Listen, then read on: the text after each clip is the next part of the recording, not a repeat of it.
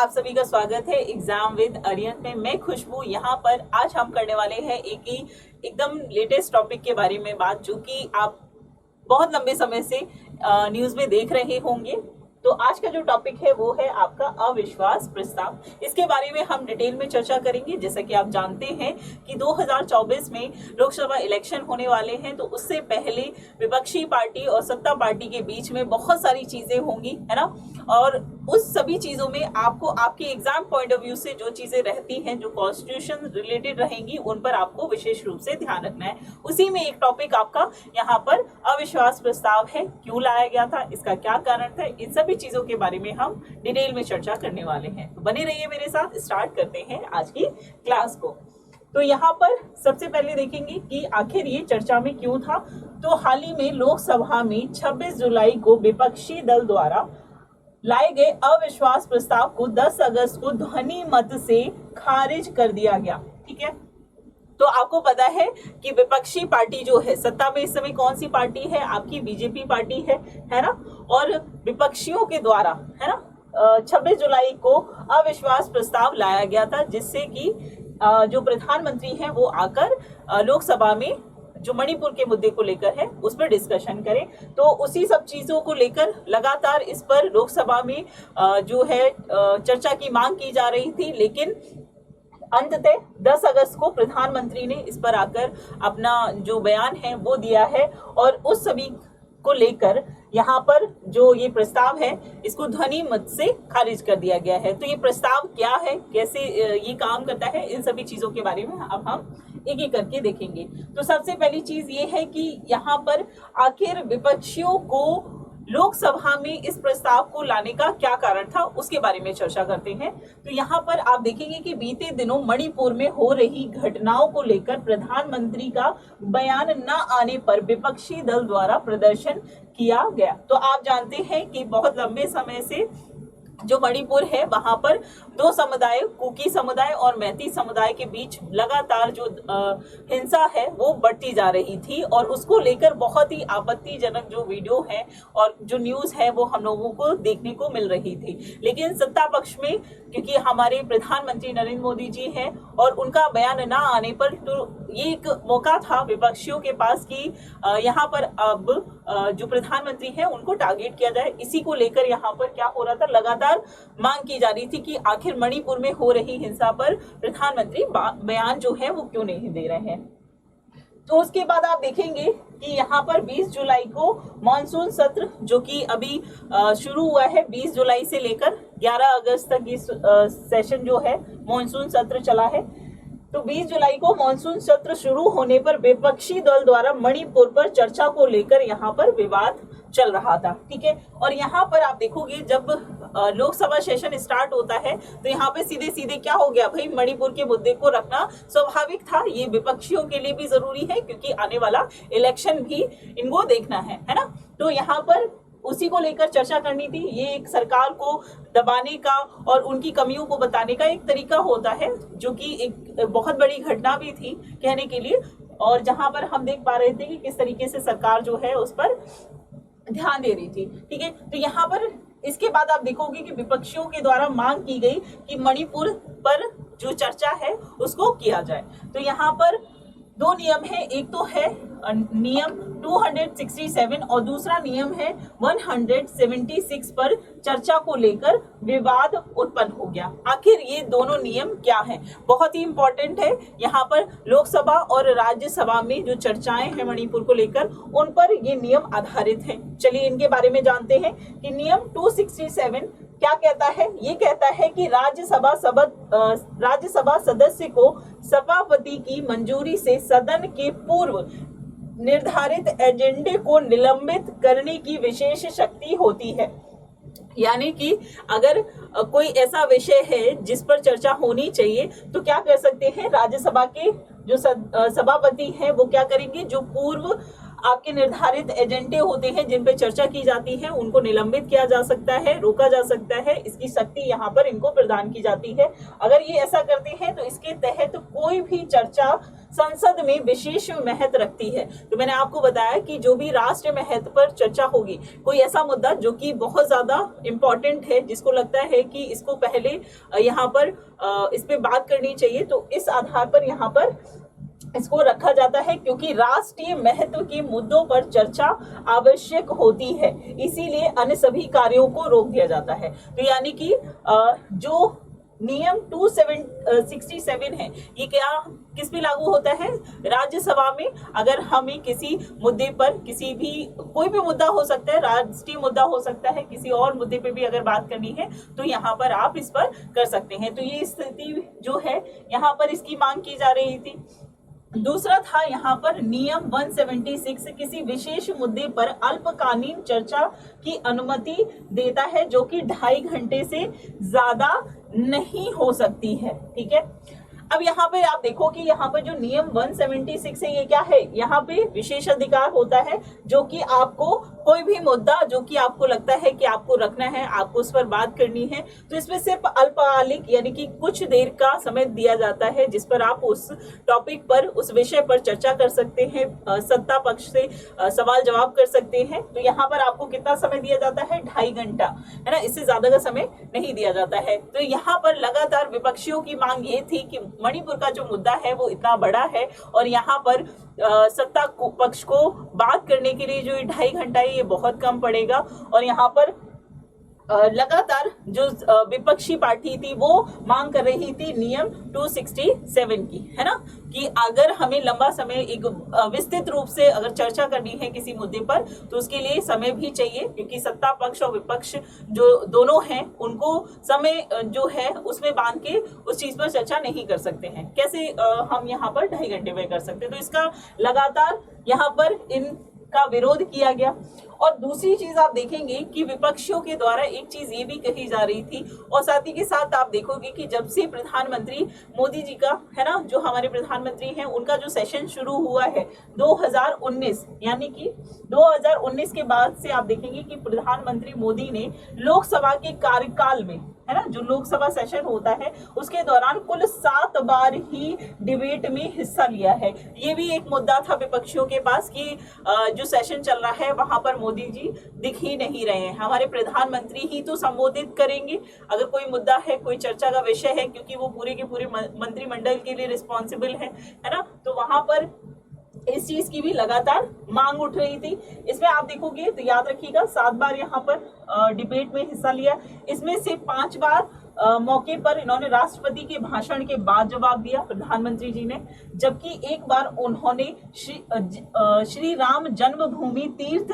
क्षेत्र ट्रस्ट बनाए जाने को लेकर दूसरी बार लोकसभा स्पीकर के तौर पर ओम बिरला के शपथ ग्रहण समारोह के दौरान उन्होंने अपनी बात रखी थी। तो ये समय था जब प्रधानमंत्री जो हमारा निचला सदन है लोकसभा, वहां पर आकर उन्होंने भाषण दिया था। ठीक है, तो इस चीज को यहाँ पर ध्यान रखेंगे। लेकिन यहाँ पर इसी चीज का जो लगातार विरोध है वो विपक्षियों के द्वारा किया जा रहा था, और इन सभी चीजों को जब इन पर कोई इनको प्रतिक्रिया नहीं दिखी, तो अंततः जो विपक्षियों के पास ऑप्शन था जो कि हमारे संविधान में दिया गया है विपक्षियों को, वो था आपका अविश्वास प्रस्ताव।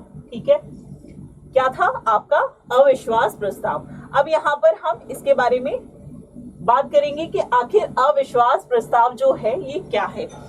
तो अविश्वास प्रस्ताव जो है, जब लोकसभा में किसी विपक्षी पार्टी को लगता है कि सरकार के पास बहुमत नहीं है या सदन में सरकार विश्वास खो चुकी है, तब अविश्वास प्रस्ताव को लाया जाता है। ठीक है, यानी कि जो भी सरकार है वो सत्ता में तभी रह सकती है जब उसका बहुमत हो। अगर ऐसा होता है, अगर विपक्षियों को लगता है कि जो उनके पार्टी मेंबर हैं या मंत्रिमंडल जो है वो पूरी तरीके से कंप्लीट नहीं है, तो उसमें क्या होगा, उसको साबित करने के लिए विपक्षियों के द्वारा अविश्वास प्रस्ताव को रखा जाता है। ठीक है, यहाँ पर आप देखोगे कि ये जो प्रस्ताव है ये एक संसदीय प्रणाली के तहत रखा जाता है। तो यहाँ पर ये जो संसदीय प्रणाली है ये ब्रिटेन से ली गई है। आपको अगर जब आप इंडियन कॉन्स्टिट्यूशन पढ़ेंगे तो उसमें आप देखेंगे, तो इसमें क्या होता है, एक संसदीय प्रणाली का हिस्सा है जिसमें बहुमत दल की सरकार को संसद में पूर्ण बहुमत प्राप्त होता है। ठीक है, वोटिंग होती है उसके तहत।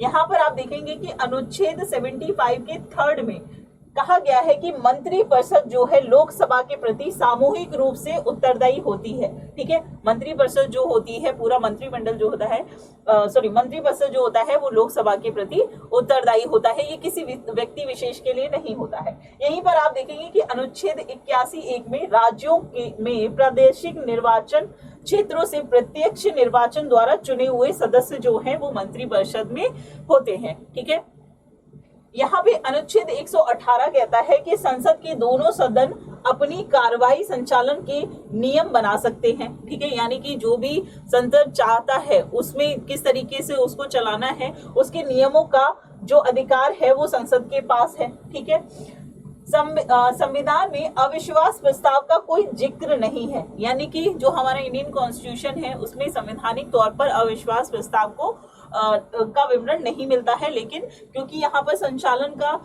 कार्य जो है वो उसका अधिकार है तो इसके तहत यहाँ पर इसको किया जा सकता है। संसदीय प्रणाली में इस नियम का कहाँ जिक्र है, उसको देख लेते हैं कि भारतीय लोकतंत्र में इसे ब्रिटेन से, क्योंकि आपको पता है संसदीय प्रणाली जो है ब्रिटेन से ली गई है, वेस्टमिंस्टर मॉडल की संसदीय प्रणाली से लिया गया है। संसदीय प्रणाली के नियम 198 में इसका जिक्र किया गया है। ठीक है, किसका, कि जो सदन की कार्रवाई है उसको चलाने के लिए जो नियम है वो किस नियम के तहत बनाए जाएंगे, आपके नियम 198 के तहत बनाए जाएंगे। ठीक है, तो यहाँ तक आपको ये समझ में आया होगा कि किस तरीके से जो अविश्वास प्रस्ताव है उसको सिर्फ लोकसभा में ही लाया जाता है, राज्यसभा में नहीं लाया जाता है। ठीक है, इस चीज का ध्यान रखेंगे। इसके बाद बात करते हैं कि इस जो अविश्वास प्रस्ताव है इसकी प्रक्रिया क्या है। तो पहली चीज तो ये होगी कि विपक्षियों के द्वारा लाया जाता है और उन्हें क्या होता है, उनको बहुमत साबित करने के लिए, सत्ता पक्ष को अपना बहुमत सिद्ध करने के लिए लाते हैं। तो इसे केवल लोकसभा में लाया जाता है, विपक्षी दलों द्वारा सदन में प्रस्तुत किया जाता है। ठीक है, विपक्षी पार्टी के द्वारा इसे साधारण बहुमत से पारित किया जा सकता है। लोकसभा का कोई भी सदस्य सदन में अविश्वास प्रस्ताव को पेश कर सकता है, लेकिन अगर कोई भी व्यक्ति ऐसा चाहता है कि भाई उसको सत्ता पक्ष से इस तरीके का प्रस्ताव जो है उसको लेकर आना है, तो उसके लिए आपको क्या करना पड़ेगा कि प्रस्ताव लाने से पूर्व 50 सांसदों की अनुमति प्राप्त होना जरूरी है, क्योंकि ऐसा हो सकता है ना कि वही संसद में बैठ के मुकर जाए, है ना, कोई भी रीजन हो सकता है। तो उससे क्या होता है कि पहले ही प्रस्ताव को लाने से पूर्व ही उनसे सहमति जुटाई जाती है। ठीक है, जब ये संसद में प्रस्ताव लाया जाता है अविश्वास प्रस्ताव, तो इसके पारित होने पर इसको पारित कौन करता है, तो लोकसभा अध्यक्ष के द्वारा इसे पारित किया जाता है और 10 दिन के अंदर ही इस पर चर्चा होना अनिवार्य है। मतलब प्रस्ताव आएगा तो 10 दिन के अंदर इस पर चर्चा होनी चाहिए। जैसा कि आप देखोगे कि इसको जो है 26 जुलाई को सदन में प्रस्तुत किया गया था और अभी आपका इसको प्रस्तुत किया गया है। मतलब 10 तारीख को आकर हमारे जो प्रधानमंत्री है उन्होंने इस पर जवाब भी दिया है। इसमें सरकार की कमियों पर चर्चा की जाती है, इस पे हमने चर्चा की। विषय को सरकार द्वारा जवाब प्रधानमंत्री के द्वारा दिया जाता है, जो कि हम लोगों ने पहले ही देखा कि प्रधानमंत्री का सदन में जो उपस्थिति है उसको उन्होंने देखते हुए कहा है कि इतना जो मणिपुर का मुद्दा है उस पर बोलने के लिए मंत्री जो प्रधानमंत्री है उनको सदन में आना ही पड़ेगा। और क्योंकि अविश्वास प्रस्ताव एक ऐसा प्रस्ताव है जिसको संबोधित करने के लिए प्रधानमंत्री का होना अनिवार्य है, क्योंकि उनको ही अपनी पूरी मंत्रिपरिषद को संबोधित करना होता है। तो ये ही एक तरीका था विपक्षियों के पास, कह सकते हैं। तो यहाँ पर इसीलिए हमें अविश्वास प्रस्ताव देखने को मिला है।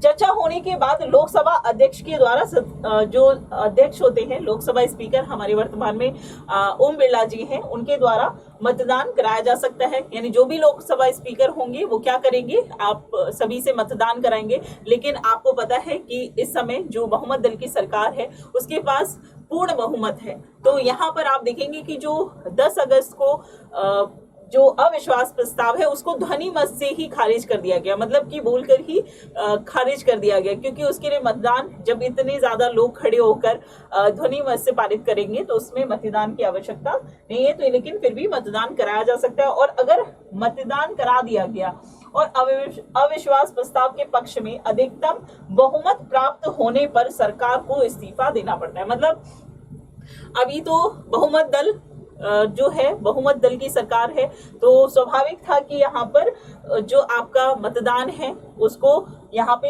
अविश्वास प्रस्ताव जो है वो खारिज ही होना है। इसको हम आगे भी देखेंगे। तो यहाँ पर आप देखेंगे कि अगर ऐसा हो जाता कि अविश्वास प्रस्ताव पारित हो जाता जिसमें ये सिद्ध हो जाता कि जो सत्ता पक्ष की सरकार है उसके पास बहुमत नहीं है, वो बहुमत खो चुकी है, तो क्या करते, यहाँ पर आकर सरकार को इस्तीफा देना पड़ता। और इस्तीफा देने के बाद अगर प्रस्ताव एक बार लाया जा चुका है तो उसको दोबारा लाने के लिए, यानी कि अविश्वास प्रस्ताव को 6 माह के बाद आप दोबारा लोकसभा में प्रस्तुत कर सकते हैं। यहाँ तक आपको समझ में आ गया होगा कि किस तरीके से जो अविश्वास प्रस्ताव की प्रक्रिया है उसको किया जाता है।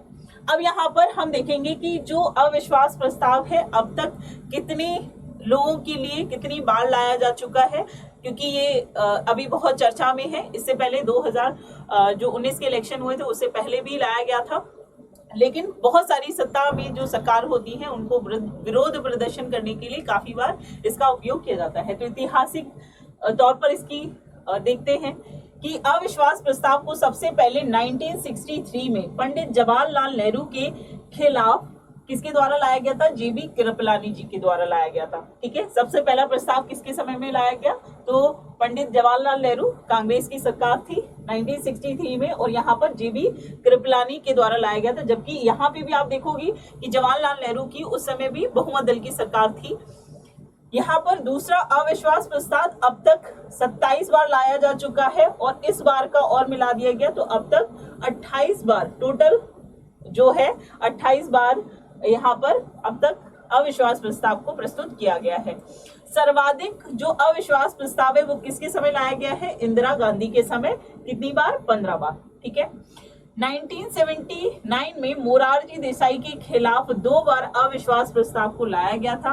उन्हें सरकार का समर्थन नहीं था और उन्होंने त्यागपत्र दे दिया। यानी कि अगर आप देखोगे कि इतिहास पूरे अविश्वास प्रस्ताव का अगर आप इतिहास देखेंगे तो आप देखेंगे कि सिर्फ मोरारजी देसाई के समय ही ऐसा होता है कि जो अविश्वास प्रस्ताव है उसको पारित कर दिया जाता है, क्योंकि यहाँ पर सरकार को जो मंत्रिपरिषद है उसका समर्थन नहीं मिलता है, और यहाँ पर अंततः सरकार को इस्तीफा देना पड़ता है, त्याग पत्र देना पड़ता है। इसके अलावा आप देखेंगे कि लाल बहादुर शास्त्री के खिलाफ भी 3 बार अविश्वास प्रस्ताव को लाया जा चुका है।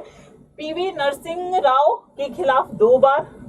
ठीक है, और यहाँ पर राजीव गांधी, अटल बिहारी वाजपेयी और आपके पंडित जवाहरलाल नेहरू, इनके खिलाफ एक बार लोकसभा में जो अविश्वास प्रस्ताव है उसको रखा गया है। ठीक है, अब किस लोकसभा में कितने अविश्वास प्रस्ताव हैं, तो यहाँ पर एक बार देख लेते हैं कि तीसरी जो लोकसभा थी, यानी कि स्वतंत्रता के बाद जो लोकसभा तीसरी लोकसभा थी जो कि 1962 में से लेकर 1967, इसमें 6 बार अविश्वास प्रस्ताव को लाया गया। चौथी में भी 6 बार यहाँ पर आप देख सकते हैं। 5वीं लोकसभा में 4 बार, 6ठी लोकसभा में ये 2 बार है, 7वीं लोकसभा में 3 बार, 10वीं लोकसभा के समय ये 3 बार लाया गया, 13वीं लोकसभा में 1 बार, और 16वीं जो लोकसभा है जो कि 2014 से लेकर 19 तक रही है, नरेंद्र मोदी यानी कि बीजेपी की सरकार रही है, उस समय 1 बार लाया गया था। ठीक है, तो ये आप एक बार जरूर ध्यान रखिएगा। इसके बाद बात करें विश्वास प्रस्ताव। जिस तरीके से हम अविश्वास प्रस्ताव को लेकर आते हैं, विपक्षियों के द्वारा लाया जाता है जो सत्ता पार्टी है उसके बहुमत को सिद्ध करने के लिए, तो यहाँ पर अगर विश्वास प्रस्ताव की बात करें तो ये सत्ता पक्ष के द्वारा ही लाया जाता है। अविश्वास प्रस्ताव को विपक्षी दल के द्वारा लाया जाता है। यहाँ पर विश्वास प्रस्ताव की बात करें तो इसे सत्ता पक्ष के द्वारा प्रस्तुत किया जाता है लोकसभा में। इसमें प्रधानमंत्री या कोई भी मंत्री सदन में इसे रख सकता है, प्रस्तुत कर सकता है। इस प्रस्ताव में बहुमत सिद्ध करना होता है ना, तो वहां पर आपको विपक्षियों को करना होता है, लेकिन इसमें जो सत्ता पक्ष में पार्टी है वही अपना बहुमत आकर लोकसभा में सिद्ध करती है। राष्ट्रपति को यदि संदेह होता है तो वह विश्वास मत साबित करने के लिए भी कह सकता है। यानी कि कोई पार्टी सत्ता में है और उस समय अगर राष्ट्रपति को ऐसा लगता है कि जो सत्ता में पार्टी है उसमें जो बहुमत है वो खो रही है ना, तो उसको भी राष्ट्रपति जो है बोलकर यहाँ पर लोकसभा में अपना जो बहुमत है उसको सिद्ध करने के लिए कह सकते हैं। अब क्योंकि हमने देखा कि 28 बार, इस बार के मिलाकर 28 बार अविश्वास प्रस्ताव को लाया गया था। विश्वास प्रस्ताव की बात करें, ये अब तक 12 बार लाया जा चुका है। ठीक है, इसमें आप देखेंगे कि 3 बार ऐसा हुआ है कि जो विश्वास प्रस्ताव है वो पारित हो गया है, जिसके तहत 3 बार जो है यहाँ पर सरकार को इस्तीफा देना पड़ा है। किस किस के काल में? तो 1990 में बीपी सिंह की सरकार के द्वारा इस्तीफा दिया गया, 1997 में एचडी देवगौड़ा के समय दिया गया और 1998 में अटल बिहारी वाजपेयी की सरकार में भी जो है विश्वास प्रस्ताव जो है उसको सिद्ध ना करने के कारण इस्तीफा देना पड़ा है। ठीक है, तो यहाँ तक उम्मीद करते हैं कि आज का जो सेशन है जिसमें हमने अविश्वास प्रस्ताव और विश्वास प्रस्ताव के बारे में बात की है वो आपको काफी अच्छे से समझ में आ गया होगा। और इसी तरीके की और बहुत सारी इंफॉर्मेटिव वीडियोस के साथ हम आगे भी आपके साथ जुड़े रहेंगे। तब तक के लिए ऐसे ही बने रहिए, चैनल को जरूर सब्सक्राइब करिए। Thank you so much.